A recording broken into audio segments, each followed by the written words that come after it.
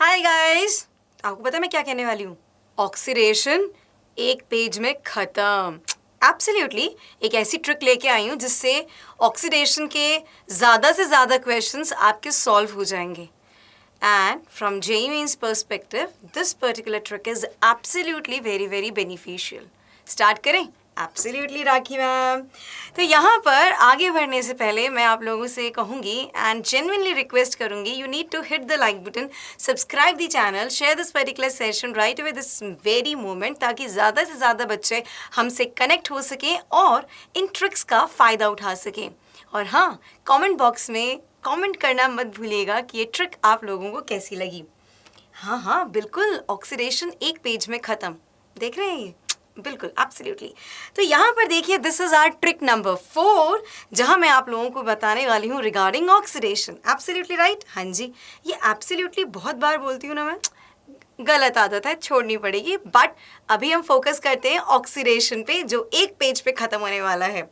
हाँ बिल्कुल। देखो, तो यहाँ पर मैं बात करने वाली हूँ regarding for this particular reactant which we have with us. ठीक है, इसको एज एग्जाम्पल लेके चलते हैं।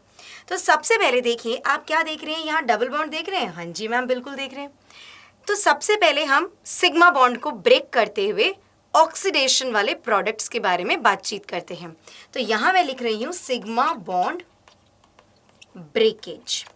ठीक है, सिग्मा बॉन्ड का ही हम यहाँ पर एक्चुअल में क्या करने वाले हैं? तोड़ने वाले हैं सिग्मा बॉन्ड को। ठीक है, तो सिग्मा बॉन्ड को जब हमने तोड़ा तो ऑब्वियस सी बात है यहाँ हमें क्या मिला है? एक तरह से जब मैं ऑक्सीडेशन के बारे में बात कर रही हूँ और सिग्मा बॉन्ड क्लीवेज के बारे में बात कर रही हूँ तो मुझको ये दो पर्टिकुलर प्रोडक्ट्स मिलेंगे। एक है ए, दूसरा है बी। आप यहाँ देख रहे हैं कि हमें यहाँ पर सिन और एंटी डायल्स मिले हैं।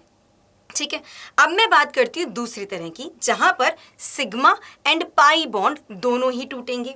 Sigma and pi bond cleavage, sigma and pi bond cleavage.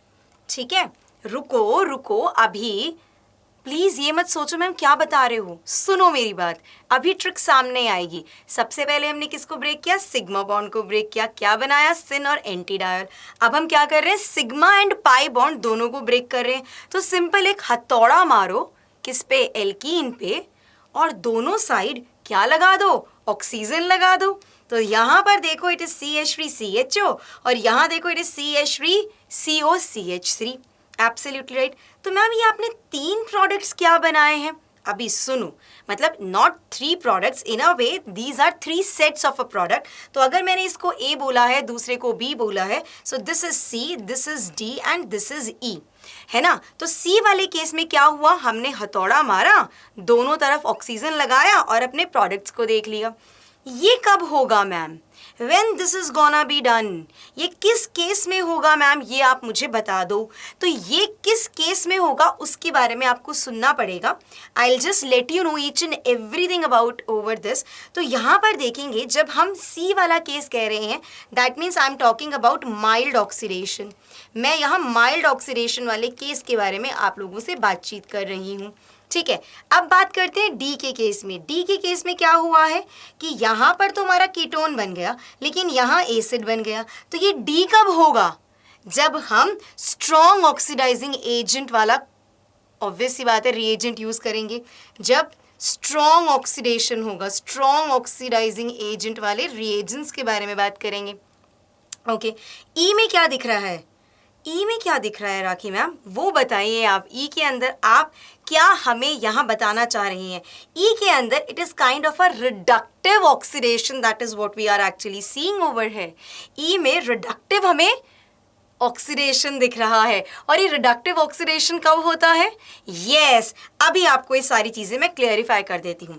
तो याद रखिएगा, जब हम ऑस्मियम टेट्राऑक्साइड यूज़ करते हैं तो यहाँ हम सिन डायोल्स की फॉर्मेशन के बारे में बात कर रहे हैं। ठीक है, ऑस्मियम टेट्राऑक्साइड ये बना इससे ए।